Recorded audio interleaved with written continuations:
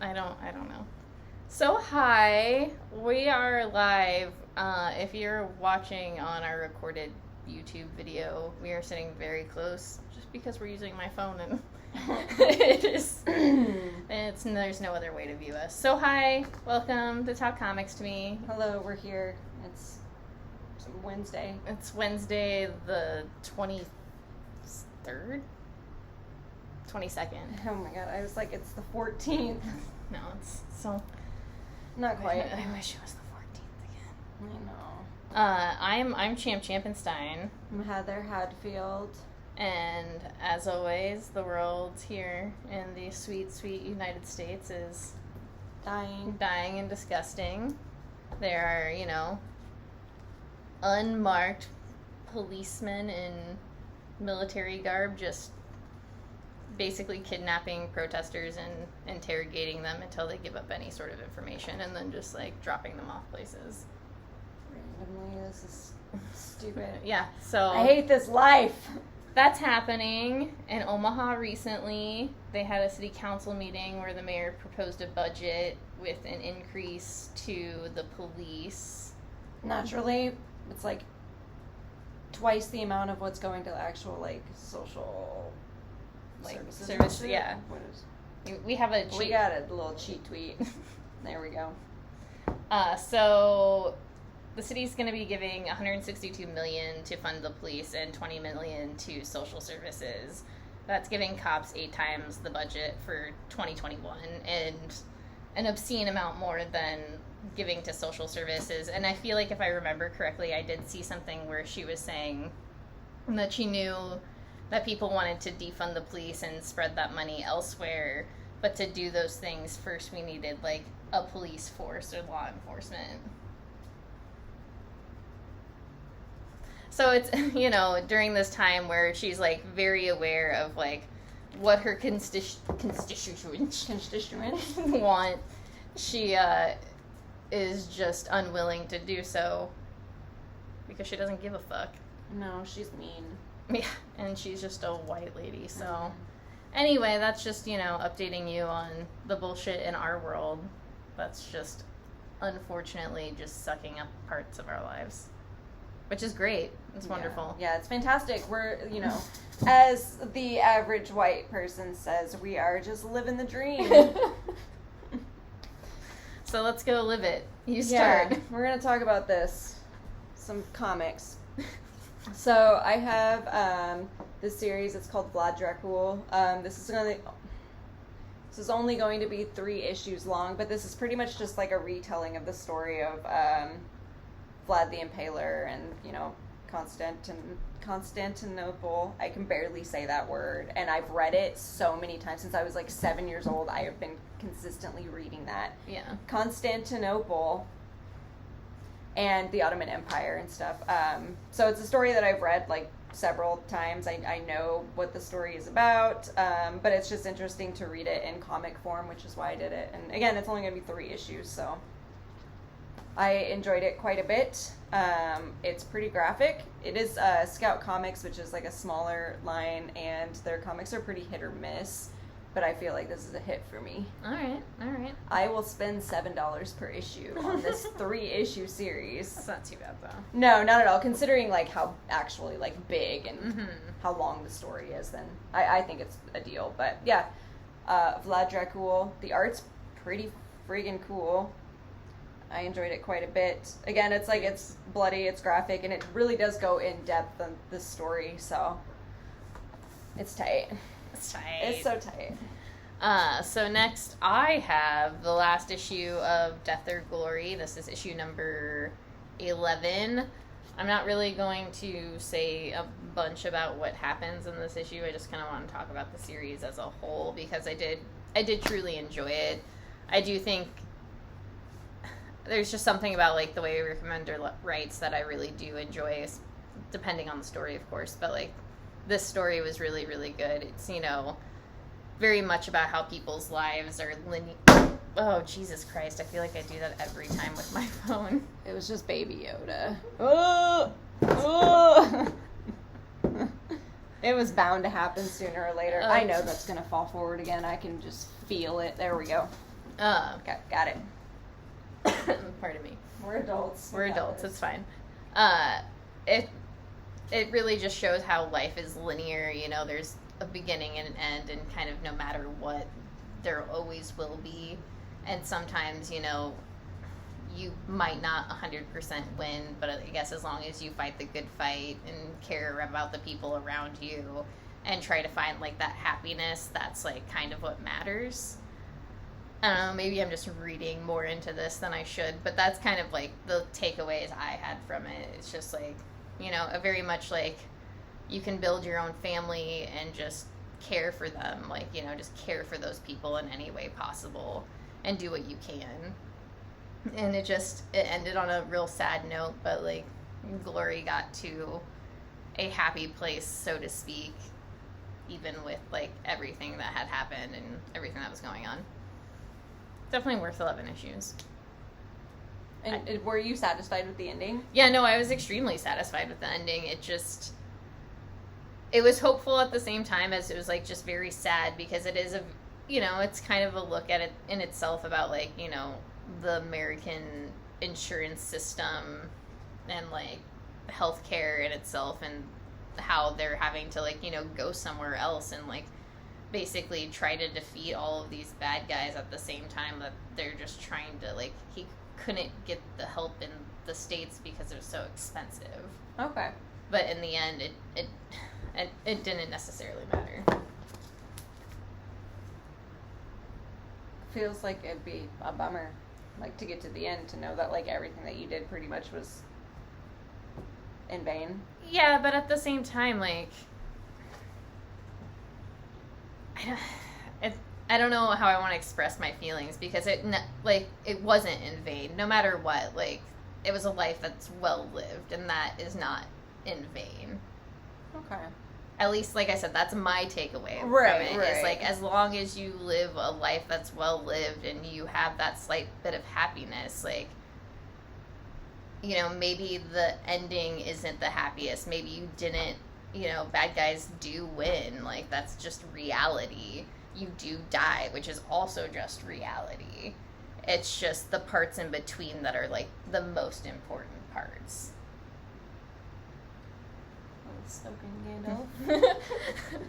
Once again, I might just be, like, pulling shit, like, out of whatever weird brain space I'm in, but that's kind of how I took this. No, I mean, when you explained it that way, it just reminded me of the scene in The Lord of the Rings when, you know, Pippin is like, I didn't think this is how it would end, and Gandalf is like, this is not how it ends. It was good. I like that. So thank you for that. Yeah, thanks, J.R.R. Tolkien. J.R.R. Sorry, I just love how Butters says his name. Or I guess it's George R.R. Yeah. I said J.R.R. I know. Because I thought it was funny. You've got to be J.R.R. joking with me. Okay, sorry. I wish I could have found a better way to mash their last names together. J.R.R. Martin. Okay, we're going to keep talking about comics because we got a lot to go through today. Yeah, too much. So we both have Strange Adventures. This is issue number 3 of 12. This actually came out last week, but we didn't get our copies last week, and we forgot to mention it. Yeah, we did read it last week. Yeah. I need to buy mine still. I thought you had. I might have. I can't remember. It would be at home. Anyway, so this issue was a lot of, it was a lot. Pretty much, Mr. Mr. Terror. I was going to say terrible, but that's not his name. Mr. Terrific. Yes, he's going around, he's doing his investigation, trying to figure out if Adam Strange really did have something to do with the murder. And meanwhile, Adam is going around like a fucking accused man in the DIY scene trying to cover his tracks. Going around like asking people like, yeah, but like what did he say about me? Like what's happening? Like I need to know what was going on so I can defend myself properly. Which I thought was very interesting. Yeah. But yeah, that's it. It's Adam just trying to be a... I'm done talking about that. Trying to be like, just, yeah, trying to like figuratively cover whatever he can, and his wife also has some weird level of being into something or trying to stir the pot in some sort of way, or maybe just protect Adam, like, in whatever way possible. It's kind of hard to tell, like, what her motives are at this point. I mean, obviously she is doing it to protect him, but, like, at what cost? Like, why is she doing it? I really like the way that these characters are written, because I don't necessarily like them. But I'm still curious to know, like, well, what the fuck is happening? Yeah, and I don't know if you heard Derek and I talking before we left work, but he was talking about how it could all just be, like, you know, them, you know, just doing shit like the gladiator shit, like, take out the whole mystery aspect of on Earth and just make it them doing adventures. Like, that's what it could be? Yeah, it would be just fine if that's what it was. Oh, yeah, for sure. And it'd almost be like... I would still be as interested. I'd be like, let's see what these weirdos are getting up to next. Yeah. I think it'd be fun. I do understand Tom King's need to include a weird murder mystery in everything that he does.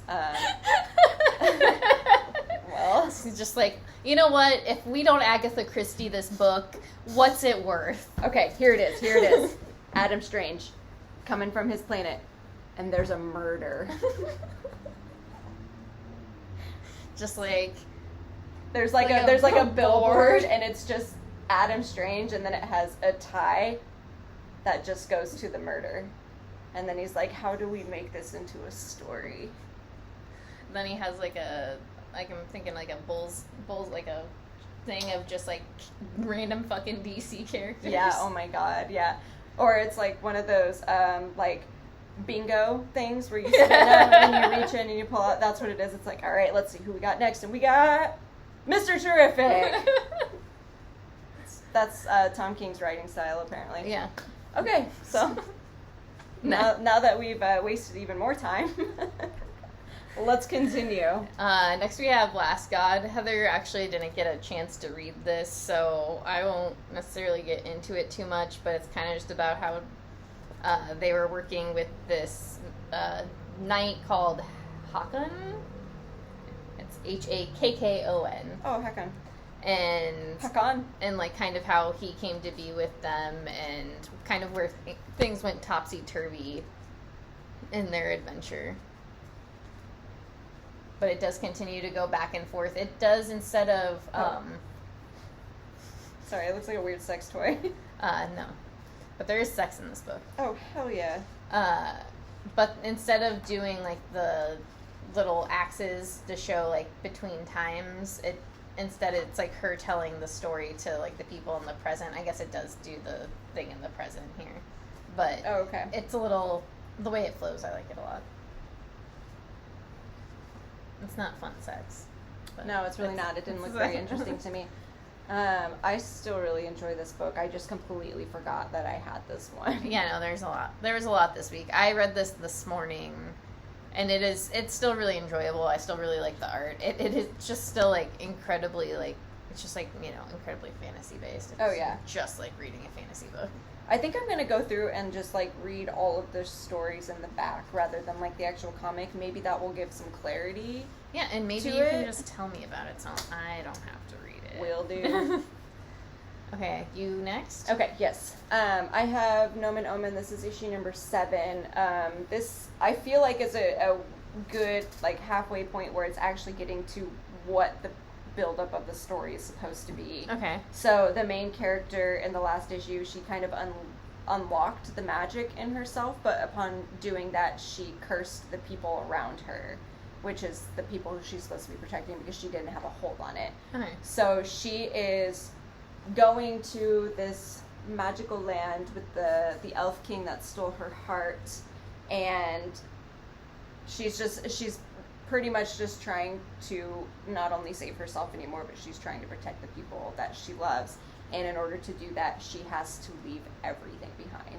So it's a nice little transition from, like, this girl who kind of has everything, like a loving family and all that, to knowing that she has to give it all up in order to protect them.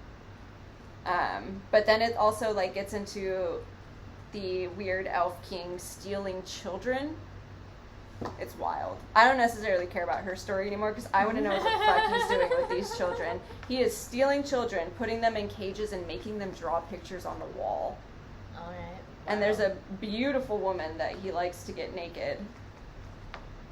Oh, that's what we saw. You showed me earlier. Yeah. But it's like the art in this is incredible, and I love the color schemes for it. But it's also one of those where every time that I think I have like a grasp on what the story is actually about, something else happens that like confuses me, and it makes me want to go to the next one, which I absolutely love, because it ends with the beautiful woman that the Elf King is getting naked. He is sleeping with her. They're lovers, obviously. They've been lovers for like centuries. She's the daughter of Hecate, and she has Black Widow spiders like do her bidding. But I'm curious as to like why are they going into dead bodies? So yeah, this is a very weird, fantastical magic book that doesn't really make sense, but also does at the same time. All right. Very interested in it, and I'm very interested to keep reading it. All right, so then I have Chew. This is... Yeah, what about you? This is a before the actual events of the other Chew book. Like the Detective Chew. Yeah. Okay. But this is his sister, Saffron. Okay. Is it done by all the same people? The writer is the same. It's Okay. John Lehman, and then the art is by Dan Boltwood. Okay. But the art is fairly close to Rob Gilroy's stuff. Who does the Chew and who does Farmhand. Farmhand? That's Yeah. okay. I was like, what else does he do? But this is really cartoony is the best way to describe it. Like the art is really cartoony, and then the colors are really bright. It just kind of starts out with his sister is actually a criminal, and so they're trying to rob a bank. Things kind of go sideways, as they do when you're robbing banks, right? And he is called to investigate the crime, and then they end up at family dinner together. Cute. Yeah. I've never read any of the first Chew series.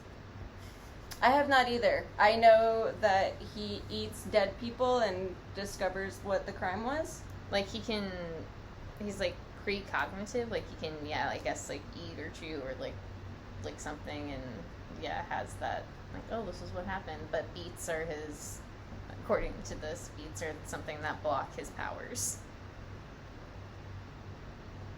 And the chef cooked beets into the food. Oh, okay. I was like, what? But that makes more sense. Like, beets, the food. Okay. What were you thinking? I don't know. And you said beets, and I said Bears Beats, Battlestar Galactica, like, in my head, and I was like, wait, is that the right one? Because I'm just, like, rethinking, like... You know, I don't know what I was thinking. I just went blank for a minute. Something. But yes, okay, that makes sense, because beets also does that to me. You can't taste people and see them. It prevents me from doing anything. I'm bedridden for at least a week. For beets? Yeah. Why? Because they get all blocked up in my throat. Because it's hard to chew. Okay. I'm moving on. Okay. Wait. We're doing Wind first. Oh, right, okay. So we both read this. This is issue number 2 of Wind. One of the cutest books to exist. Yeah, it's super adorable. That's one of my favorite things. My second favorite thing is that it is like 50 pages. Mm-hmm. It's super long, super dense. There's a lot of story there, and it's only $3.99, which is very, very cool. Yeah. But basically, Wind is a boy who has some sort of magical powers buried within him. He's got the pointy ears and everything. His foster family is what I'm going to call them. They're his family, Yeah. but not by blood. The mother is trying to get him to leave because the town that they're living in is going to get dangerous for him, and she doesn't want to see him die. So they're coming up with a plan to get him out, and then meanwhile, the cute little prince is also trying to leave. Yeah. There's like their stories are going to become woven together not just by Thorn, the man that Wind is in love with, and also I think the prince is in love with him. Yeah, for sure. everyone's in love with him. But to be honest, like, if I saw Thorn in real life, I would probably be in love with him too. I would make him lift me over his head, like, just because it looks like he'd be able to. Yeah, he's a beefcake. Yeah. He just seems really sweet, too. But yeah, their stories are woven together, and I assume they're all going to be running from the Bandage Man, who is a magic hunter. Yep. And he's really good at his job. So. Wow, that was really great. You did good. Thank you. Yeah. Yeah. I've been really excited about this one. Like, I've been paying attention to every word that I've been reading. I read it, like, twice last night, technically, because I, like, went through and was kind of looking at my favorite parts again, because I just, the art in this is also really good. They do such a good job of, like, capturing emotions on the face. Yeah, it's quite lovely. Yeah, which I just really love. So yeah, I went through after I read this and was just, like, looking at the faces again, because I really enjoy this book. I think it's fantastic. Are you flipping me off? Nice. Oh, it's a thumbs up. Okay. I was like, look, I'm going to talk about Wind anyway. But yeah, that was Wind. That was issue number 2. Did we determine if it was an ongoing or if it was honestly limited? I didn't look into it. I can't remember. I feel like it was a short series, though, and it would probably be like 6 issues. Yeah, I mean, it could go on for a while, too. It has that, like, possibility. I hope it does, honestly. Or, like, if it was originally, because my glasses are the wrong prescription. Like, I need to get new ones. So from here, when I look at the thumbs up, it does look like a hand flipping me off. That's why I had to, like, get close. I can see it now. Yeah. Sorry. But yeah, I think Wind is one of my favorite series right now. I really enjoy it. Yeah, I really don't have anything to add, because you really did, like, sum it up pretty well, and those are my feelings as well, and I really don't have much to add to it, because it is just, like, starting, and I'll see where my feelings, like, make their way in there. Yeah, I'm excited to get, like, the adventure going, because you know that the next issue is going to be like, oh, here we go, we're on our fucking mission, and then stuff's going to happen. For sure. Okay, so then next we both also read Lords of Empire, Emperor Hulkling. Yeah. This is a tie-in. Excuse me.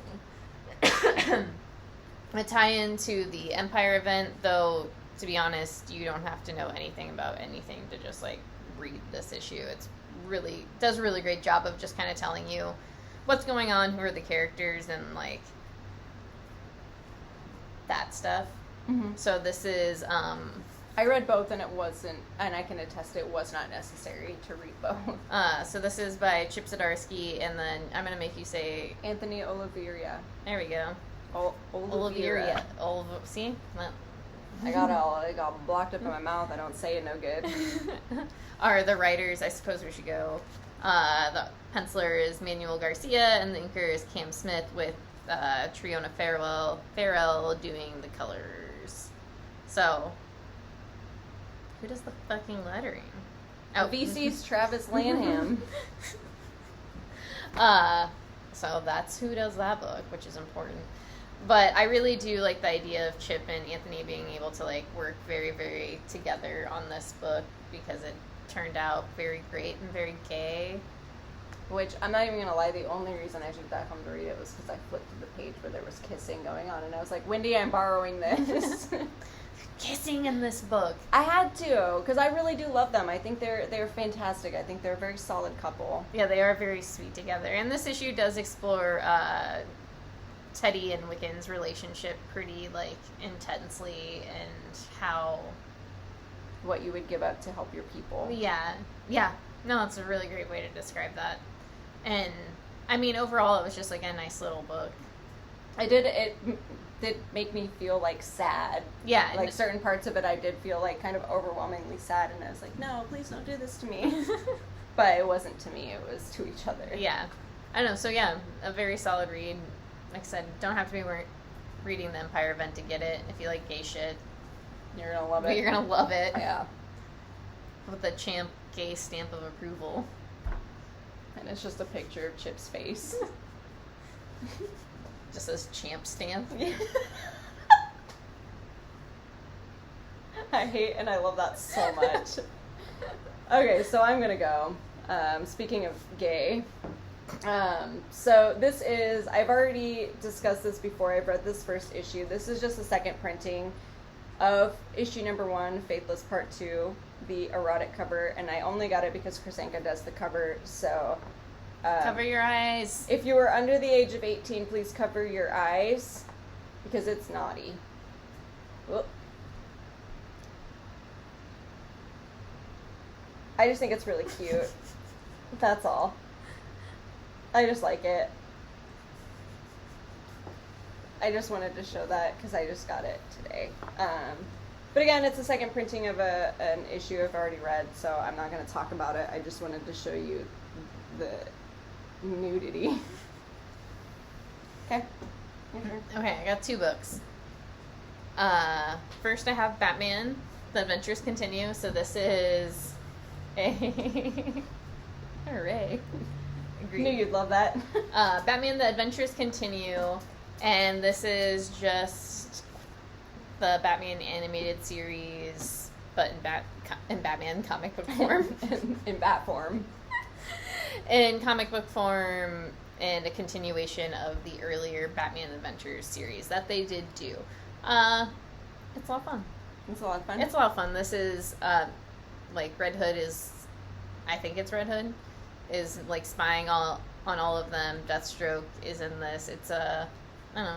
I like the art a lot because it's just one of those things that's, like, reminiscent. It just looks like the cartoon. Yeah, I'm just having a good time. That's all that matters. That's all I have to say about that, because it's just, like, you know. Okay. It's easy schmeezy. Right. I feel like I'm going to burp up some cold brew. Before you start talking about this, I just love the covers so much. Yeah, of all the Daredevils. Are gorgeous.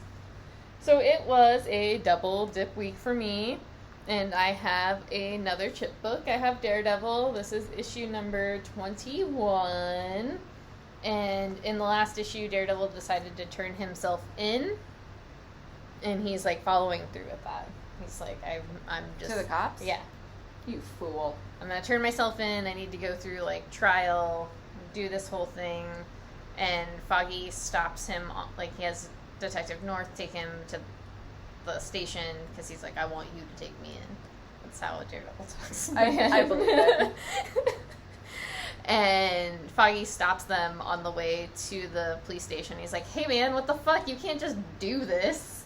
Like, you're putting everybody you love at, like, stake, you fucking moron. Right. Think about this before you do it. Yeah, and he's like, I've got a plan, listen to me. So they set up this plan, and that is what happens in this issue.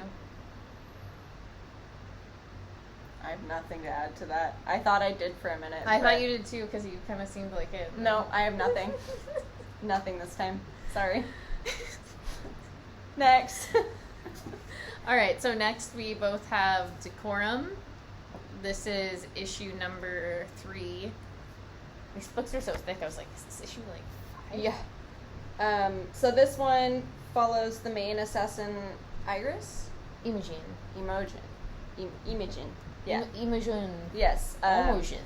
She recruits one of the main characters who was in the first issue. What was her name? Kai?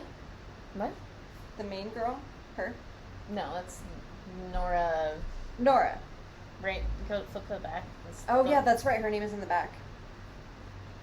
Nia Nori. Nia Nori Sood. We said this like 10 times before we started. I know. Sorry, I don't know why I did that. We both did it. Okay, goodbye. Bye. Have a good day. So the main assassin, Imogen, she kind of recruits Nia Nori Sood. Nia Nori Sood. Recruits her to attend a school for all women assassin, essentially, where they learn how to, like, hone their skills and all that kind of stuff. She's up against, it's called the Sisterhood of Man, by the way. It's a really bad name. Yeah, super bad. They make a really good really good joke about it. Yeah. But she's kind of, she meets her classmates who are renowned assassins, essentially, who have killed thousands and thousands of people between the three of them.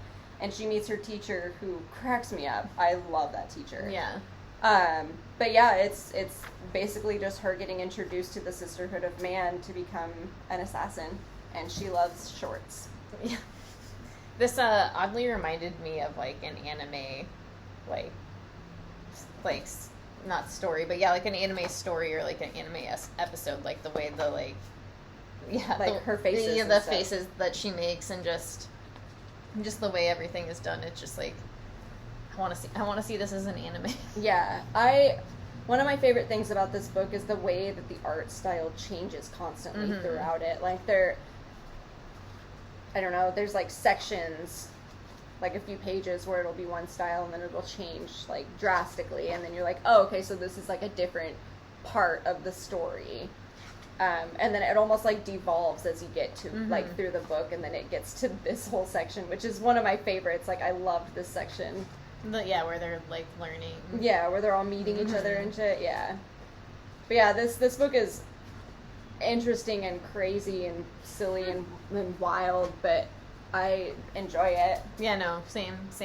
I feel like the first two issues, I was like, I don't quite understand what's going on, and I suppose there's probably that aspect I still don't understand what's going on, but this was very straightforward in telling me what was happening. Yeah, this is easier to follow, I think, and maybe that's why they did it that way, was so they like drop you into this whole section, like this is the main part of the story, everything else will get explained soon. Yeah, which I'm is fine. Cool with. Yeah. Any other thoughts? I like the maps still. Maps are great. Yeah, big fan of maps. Maps are cool. Alright, so next we both have Bliss. This is issue number 1. This is a book by Sean Lewis, who also did that book Thumbs that I read. Oh, that's why the name sounded familiar. Okay, I was like, I knew I recognized the name, and that's probably why you got it to begin with, right? Yep. Okay. Yep. And then since I've never seen this artist before, I was interested in their art as well. Caitlin Yarsky. The layout of this is just fantastic. The art and colors in this book are really, really, really good, and it's hard to explain why, because they do the colors vary very much throughout the book. There's really just like dark purples and like shades, and they just do a really good job of setting the tone for the book itself. But this book starts out with the main character, Perry, speaking to what appears to be a judge in a room filled with very, very mad people. And he's talking about his father and basically what his father has done to everybody else to provide for him. Because of this drug. Yes. Who knows? Yeah, there's like more into it than that, but there is a drug that is introduced that they kind of hint at. That's a major role. Yeah. In the father's decision making. It is called Bliss. It's called Bliss. As is the book. But yeah, I don't know, I really did enjoy this first issue. I liked how it felt really, really dark. For sure. Very seedy. Yeah, and it had that horror element to it that I really, really enjoyed. And I don't know if it's supposed to, but it felt really like, felt like kind of like a horror thriller sort of thing. Yeah, it reminded me of that scene in Jacob's Ladder, like near the end of the movie when he's being wheeled through the hospital. Like that feeling is how I felt. Just really dirty. So yeah, I mean, I would really suggest this almost like on art alone. The story is really, really good. I don't want to get too deep into it just because I feel like if we say too much, it's kind of giving away everything that happens. Right. So. Because even like how we describe it is not how it actually is. Yeah. Because there's no way you can fully describe like what the book is about without spoiling anything or making it seem as uncool as it is. I meant like it's really cool. We would make it seem uncool. That's it. I'm bad with words today. We're fucking squares. Yeah. Here you go. Okay. You got this. So I have... Should I just talk about both of them right now? I mean, I would say no. I can do this. Okay. So I have this book called Hollow. This is a Source Point Press book. I believe there's going to be 4 chapters of this. This is basically just like That book had a bunch of sex in it. Are you serious? I couldn't tell because it was all black and white. So I haven't read this. At least I thought I saw sex. That's not sex. There's a weird head. It looks like he's drooling on her. Oh, there it is. Okay. I might have to read this. Okay, so this is basically just a retelling of Sleepy Hollow. And the whole, just, not the movie necessarily, just the story of Sleepy Hollow. I did not get around to reading this yet because I have a real problem with, like, just plain old black and white books if the art is not the style that I enjoy. Like, if this book had been in color, I would have read it. But since it's black and white, and he is. His balls are just hanging.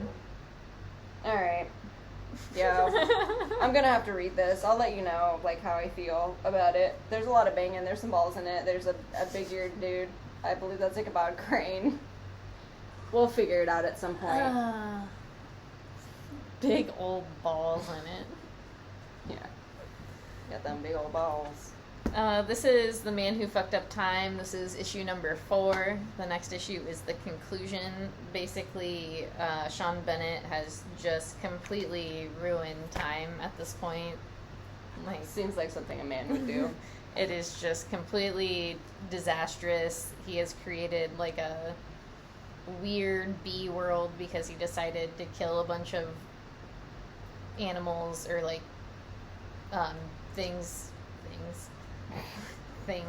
creatures that were coming to evolve. He just like started stomping on them and shit, so caused evolution to basically not happen except for things that were flying.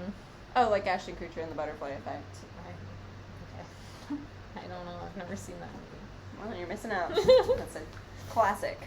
So yeah, it's just him continuing his shenanigans.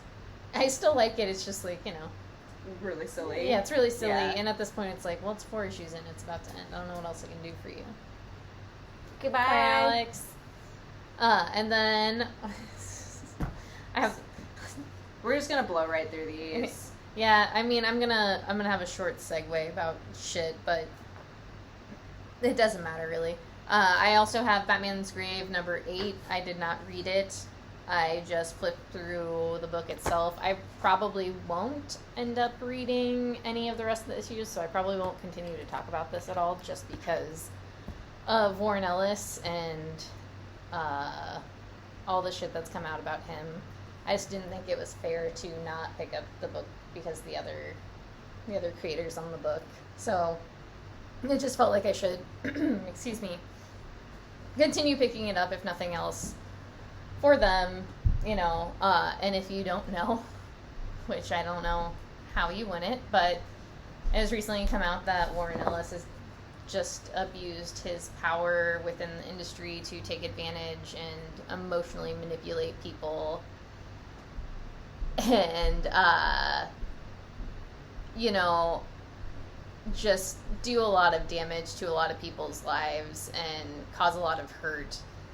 And I don't know, it sucks. I think it sucks.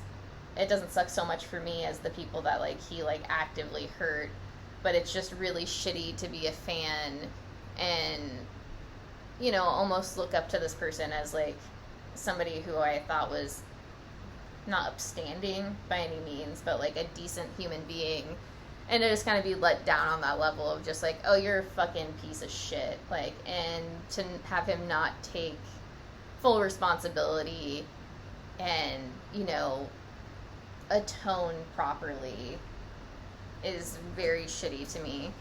And I don't know, I think it's really important to check out the website that the people who were used by Warren Ellis put together, because it's a really handy tool on what abuse of power is and how emotional manipulation works, and how there are different levels of consent, and especially in that sort of power dynamic, there can't be consent without full communication and honesty. And a lot of the people do come out and have testimonies on what what happened to them, and you can, look through and make your own decisions. But personally for me, I think that was enough. And then seeing the website and seeing, that Warren made his apology like on June 15th and then was still reaching out and texting people until July was just really, really disgusting. I had already been pissy about the apology, or the non-apology, basically, and... Yeah, it was a very half-assed thing, but at least he did it. Yeah, I suppose at least he did it, taking more responsibility than other people that we personally know. Within the Omaha DIY scene, Rocha, we're looking at you if you're ever watching this again. May I add something to Yeah, that? for sure, Okay. of course. I just rambled on for a fucking ton of time. So I would just like to say, if you are in a position of power, It's still the same. regardless of, how much power you think you have or do not have, and someone comes out and tells you that what you did was abusive or even just like hurtful, you do not get to decide whether or not that's true. Your responsibility is to fix the situation or to try to understand where this person is coming from. You don't get to tell them that that's not what happened. You don't get to tell them that what they are saying is untrue. If it is untrue, whatever. You need to figure that out and fix it yourself. It is not anyone else's responsibility. You are in the position of power. It is your responsibility. No, that's, 100%. And I think that goes to say here, too, because it is something where he said in his apology that he didn't feel like he had that much power, and that it's just kind of like, bullshit, dude, you knew how much power It's a matter of opinion. It's especially with that sort of thing, and if your opinion is you don't have a lot of power, but you're also like one of the most well-known comic writers in the entire world, you have power, you just choose not to see it. And it goes the same with everything else that we've just been discussing. Yeah, and that goes within our own communities, like, even if it doesn't feel like our community is that big, or you do have this thing, you are in a place where, regardless, like, you have that power, yes. 100%. If you had the power to abuse someone and keep it hidden for that long, then you have the power to come out and give an apology. And if you don't, then you don't truly care, and stop pretending that you do. All right, let's bring it down a little more. Yeah. Here's Clash of Kings. This is also something that I just recently canceled because it's through Dynamite, and Dynamite is apparently just a shit company. Who are supporting Comicsgate folks. Yeah. So, yeah, it's been a shitty, month for comics. And I'm not going to lie, the only reason, I've mentioned this before, I was getting a Clash of Kings was because I really miss Jaime Lannister. So I really don't have any connections other than that, and considering I haven't read him, but he's been there very infrequently. I was gonna say, I'm gonna be so mad if I open it and it's just on every single page. But yeah, that's a thing. So I just, I will not be discussing this one anymore, and no more Dynamite. No more Dynamite. We do urge you to do the same if you can. I don't know why you wouldn't be able to, but... Yeah. Research decisions. Yeah. Figure it out. Yeah. Do what you gotta do. Do what you gotta do. So now, we'll bring it back up for the end a little bit. But let's just add a little confusion in there. We have Die. This is issue number 12. This is insane.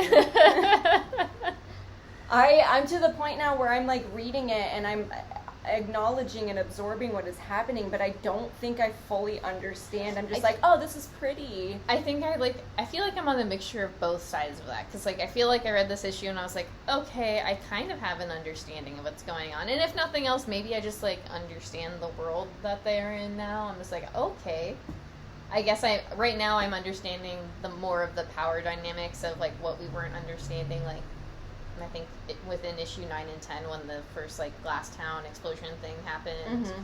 I think this does a really good job of reminding you what happened. I did notice that. I'm not gonna lie though, the art is the one thing that I always get distracted by the story because I'm so focused on the art and the colors, and again the outfits, the looks in here. Yeah, the looks are really good. Full serves. I can't even handle it. I can't. This book is just, It's beautiful. I do love it. I need to pay closer attention to the actual story, though, because I do get confused very easily. And in this issue, they decided to throw in a little aspect of time travel. Yeah. So it's like that. I know I keep referencing movies, but it's like in the movie Saw when he just like rolls up on his tricycle. That's immediately what I thought of when I saw that. I was like, oh shit, here he comes. And then it was this guy. I know you didn't say who it was for a reason, but it's just like the way you said that. Herbert George Wells. Well, you just ruined the whole twist. No one knows who that is. Nobody know who. Okay. Okay. But I mean, you don't know what happens with him. I suppose that's true. So yeah, Die, issue number 12. Definitely super in-depth story based on RPGs and D&D, basically. Mm-hmm. And then it just goes into all of these characters and who they are, and it's fucking wild. I think one of my favorite parts about this that is a continuous thing is how Ash always has to go down to the dungeons to consult Charlotte. Oh, yeah. I love that. Like, she just goes down there and she's like, hey, Charlotte, can you help me with this? I know you're not supposed to tell me too much, but just you wrote books. Tell me what's happening. I would love to have Charlotte Bronte as my own personal consultant. Hey, give me a hand here. I don't know if you saw that tweet going around recently, like probably a few weeks ago, about like J.K. Rowling and how she made the way for women writers. I'm not gonna lie, I think I blacklisted every J.K. Rowling thing on Twitter because I was like tired of seeing her face everywhere. So there was that tweet, and then like one of the responses to that tweet, or like it was a screenshot, and one of the responses to that tweet, whatever it was just like the Bronte sisters are not happy, and then it was just like a photo of the Bronte sisters, and then it just made me think of Die, and I was just like, oh my god, oh, I get things. I understand that reference. Yeah. That's so good. Thank you, comic books. Not that I wouldn't without comic books, but like, I don't know, if I hadn't been thinking about the Bronte sisters. Like, that's true. How often does anyone think about the Bronte sisters? I don't know, I guess I'm probably not like literature enough for that. I was gonna say, every time I look at my bookshelf, I have like all of Charlotte Bronte's books just right on one shelf. Eye level. Well, look at you. Look, I love books! I get it. You're like the only person I can share book jokes with. Mm-hmm. Which is why I shared you that literary meme page. Yeah, no, that because page was I was great. Dying. Okay, so we should We're gonna bring it real down. We have had all sorts of levels this issue. We're episode. A roller coaster of emotions on this Wednesday, July 22nd. So we have the last issue of Middlewest. This is issue number 18. And I mean, I know Heather cried. I had to go down into the basement at work to read it because I just started sobbing in the employee room. And I read it at home last night, and I literally... Who's there? Patrick, who's there? Damn it. We're gonna cry? Okay, I'm gonna keep going. Okay. So, anyway, I got pretty far into this particular issue of Middlewest, and I honestly thought I was gonna get to the end of it without crying. I was like, oh, I'm doing so good. And then I just got to a really good part that, like, hit me right in the gut, right in the gut, and kind of pulled, like, all of my personal feelings and emotions right to the forefront, and just made me tear up, and then just heave, and then sobbed for, like, a solid 10 minutes. Yeah, this book really has a way of tearing me apart. Yeah, and I think the way it tears you apart in this way that's really, like, interesting and, like, in-depth, just because it's not, like, a hurtful way. It's just, like, dredging up the past that you're not necessarily willing to confront, and then it's really hard to confront it when you're just sitting back with some comic books. Yeah, no, it's almost healing in a way. Mm-hmm. To know that, like... Cathartic. Yeah. I don't know. Abel is just a really good boy, and I don't know. I think he's very brave and very aware of himself, especially with, the conclusion of this series, and I think that's one of my favorite comics that I've ever read. Oh, yeah, no, 100%. And I was not expecting that based off of the first issue and how I felt then. I enjoyed the first issue a whole lot, but I just did not expect it to take that turn. Yeah, and I think, it really did start out where in that first issue you're just like, okay, I get an idea of what's possibly going to happen, and then it just, like, gets in. It just, like, grows those legs and then doesn't stop. And,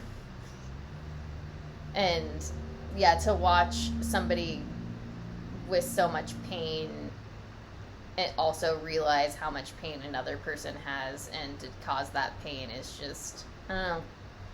I feel like, I don't know, with any young person in that kind of situation, he kind of grew up really fast, and the fact that, like, he accepted the way that he thought about it in a more adult way than the father did, I think was very telling with how kids, when they're abused in that sort of situation, how they grow up faster than they need to.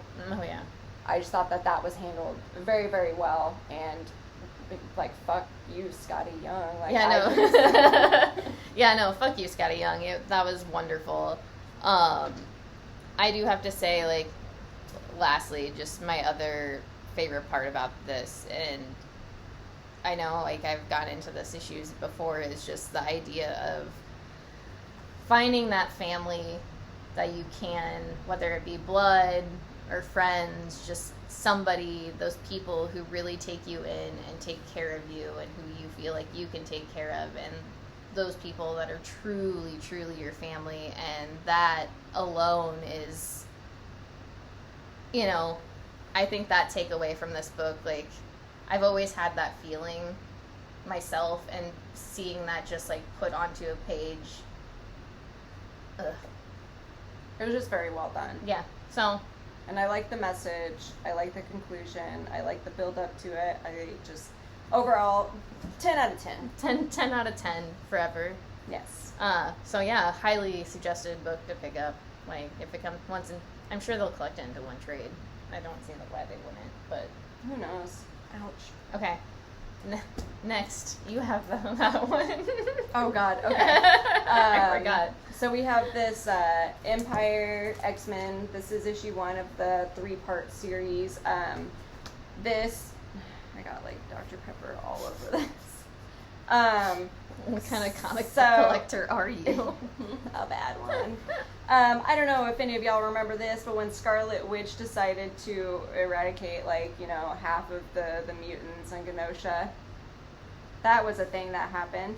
This picks up with them being zombies, being zombies, like, coming back. So the gate on Genosha is not working, so a group of the XMen have to go out there to try to fix it, and they discover that those mutants are back, but not how they were supposed to be.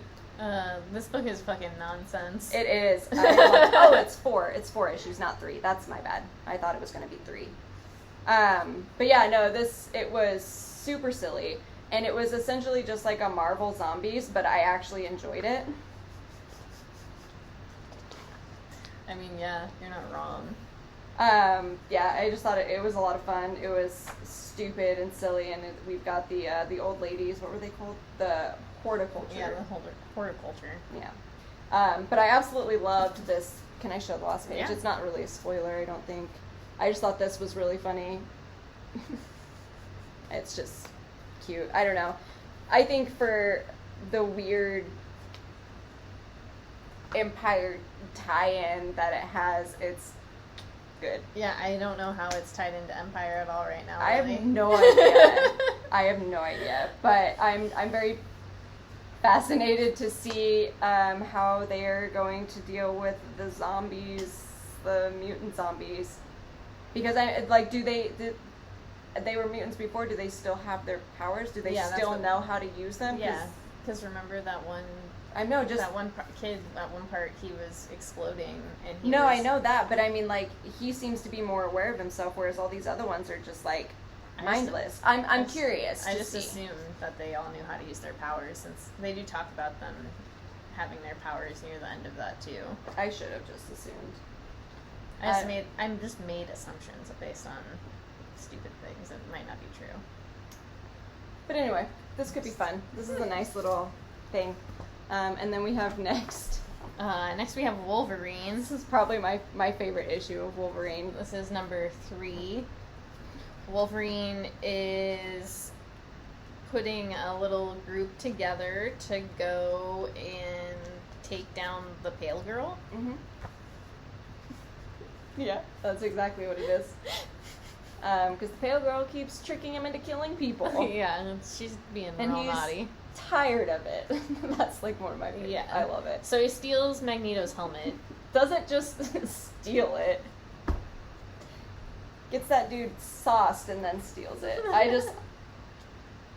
Magneto seems like so much fun drinking. Yeah. He does seem like he's having like a great time with like Wolverine too. He thinks that he's just there to hang out, and he's like, finally, I've got like a fucking friend I can just chill with and get drunk with. This is awesome.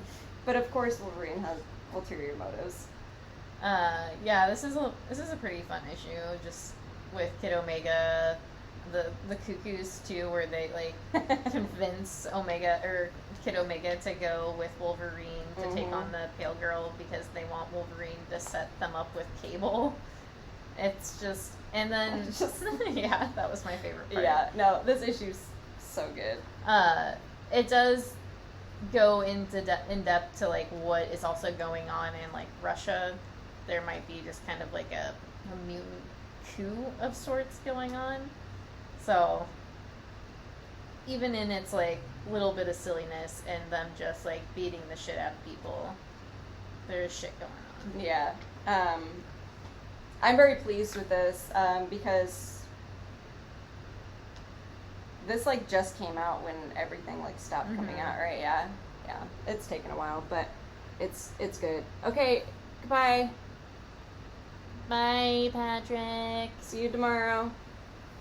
And then last, right? Yeah, that's last. I don't think we have any more comic books. I don't think so. I have X-Men Fantastic Four. This is the last issue. So it was a triple chip dip. Oh, we got a triple chip dip. Damn, I went hard. I didn't know that. Yeah, I didn't either. I mean, I did, but didn't until I got to this issue. So this just like wraps up Franklin escaping to go be with the mutants, being caught by Dr. Doom. Dr. Doom decides to give him his powers back, or helps him get his powers back. Who knows what's going to happen there. And they end up stopping him, and the Fantastic Four, Reed and Sue, more specifically, decide that they've been too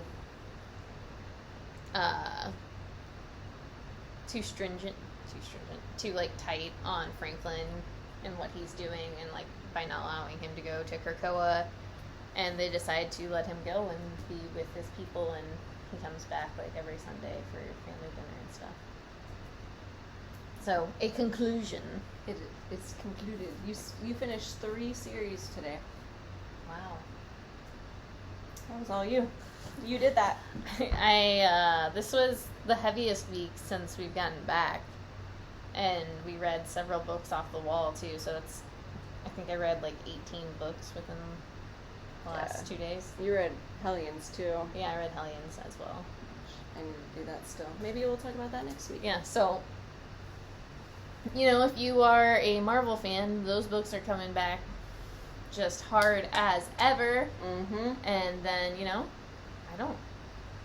I think next week should not probably be as heavy, but who knows? I think I have like 15 things next week. Okay, well, cool. Maybe I do too. We'll figure it out. Yeah, we'll figure it out. Well, thanks for hanging out with us if you did today. It was a long one, we know, and I know that we did get on some rambles, but I feel like what we said was important, and we needed to get it out of our bodies anyway. So make sure to take care of your fellow friends, do what you can for other people. Go buy comics if you can, and Damn, look at that. We recorded for so long that we've reached a limit. We have 18 seconds left on this video. all right. Well, we love you. Bye. Go buy comics. Take care of each other. Goodbye.